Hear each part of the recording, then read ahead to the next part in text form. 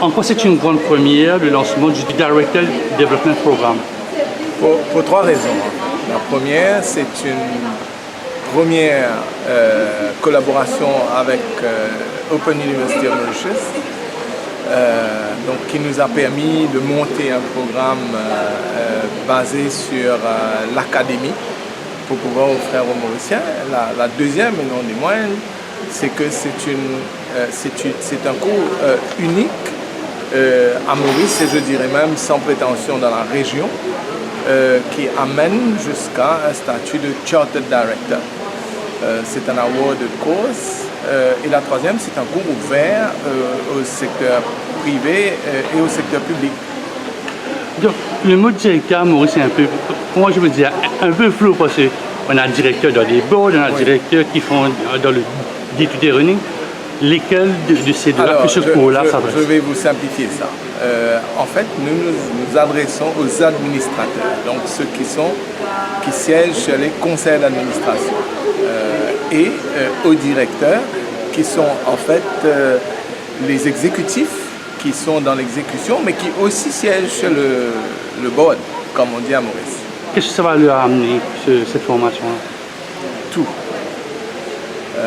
La capacité de gérer dans la gouvernance, et avec aussi tout un bagage de responsabilité, de prise de risque, et aussi dans le cadre juridique, de conformité. Ça s'adresse aux femmes aussi, parce qu'on a vu un projet qui va être voté dans les jours concernant la place d'une femme dans les board of directors. Tout à fait. Quand on dit administrateur ou directeur, ça se conjugue au masculin comme au féminin. Comment est née cette collaboration entre le MIUD et l'Open University? Écoutez, moi et Udi, nous sommes des amis. On a travaillé sur 2 projets ensemble. Et là, quand on est arrivé à la MIUD, on a pensé à travailler ensemble pour développer des cours.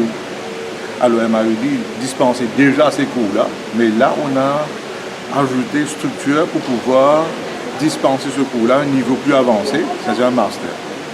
Alors, Open University a donné une structure universitaire à ces programmes. Et le but final, c'est d'assurer que les personnes qui sont sur les boards, les présidents, les membres, ont une formation qui est structurée, une formation qui est dispensée par des gens qui sont qualifiés. Et finalement, s'ils réussissent, ils auront un diplôme universitaire. Alors, c'est ça le but. Donc, on sait que beaucoup d'entreprises à Maurice sont du style familial. Il y a des grosses compagnies aussi qui le sont toujours. Comment ça va leur aider dans une décision du board? Quand papa, maman, grand-père, cousin, cousine sont sur le board. Écoutez, que vous soyez une entreprise familiale ou pas, il faut suivre les règles de la bonne gouvernance. C'est primordial. Alors, la bonne gouvernance est primordiale, et les gens qui sont sur ces boards-là, qui sont de la même famille ou pas, ils doivent suivre les règles de la bonne gouvernance. Et c'est ça l'idée. Sinon, qu'est-ce qui va se passer? Vous savez comme moi, beaucoup d'entreprises familiales qui ont disparu finalement. Alors, les règles doivent s'appliquer à toutes les entreprises qui veulent réussir et qui veulent projeter une image qui est propre. Ce cours, vous avez dit degré universitaire, ça s'adresse aux personnes qui ont au-delà de 60 ans, qui siègent généralement au sein des board of directors, ou ce sont des jeunes qui vont rentrer, qui veulent devenir board member? Tout le monde. Vous allez voir que le programme a été développé d'une façon très flexible pour pouvoir permettre aux gens de progresser d'un certificat diplôme level up to master level. Alors, on a pris ça en considération.